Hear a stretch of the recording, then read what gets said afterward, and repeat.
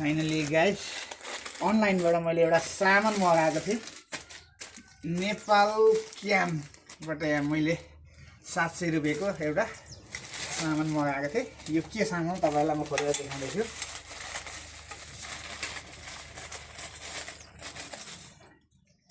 Sickle घाँस काट्नुको लागि। अब आफू मटोज्यान रुखमा चढ्दाखेरि हाँगै रुखै भाँचिने सम्भावना हुन्छ अनि यसलाई भुइँबाट यसो तानेर घाँसहरू डालाहरू काट्नको लागि मैले अनलाइनबाट मगाएको साथी हो। यो यस्तो छ, यी भिडियोमा देखेर मगाएको है त। अब म तपाईहरुलाई यसको बिँड बनाएर लगाएर देखाउँछु है त। अब म यसको बिँडको लागि यहाँ भाटा फुर्किँदैछु है त। तपाईहरुलाई म लाएर एकछिनमा देखाउँछु। ल मैले यो बिँड बनाइसकेँ साथी हो, यति लामो छ। तपाईहरुलाई म कसेर देखाउँछु ल। भिडियोमा जसरी बनाएको म त्यसरी नै बनाउँदैछु। टक्कै यो कस्नु छ, यी ग्रुप कस्दैछु टाइट कस्दैछु। ल फाइनली यो हतियार रेडी भयो।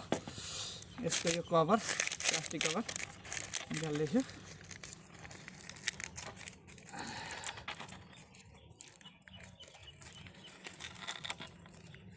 यसले चाहिँ तल जमिनमै बसेर रुखको हाँगा हेर्नुहोस् त फाइनल्ली हेर्नुहोस् त। अब म तपाईहरुलाई काटेर देखाउँछु है त पत्ता।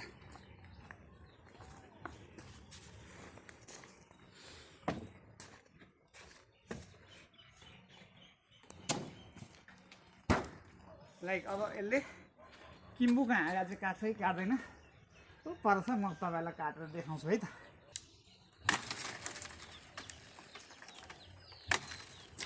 फाइनल्ली काट्दा रहेछ है त कच्चा। अबदेखि मलाई घाँस झार्नको लागि एकदम सजिलो हुने भयो साथी हो।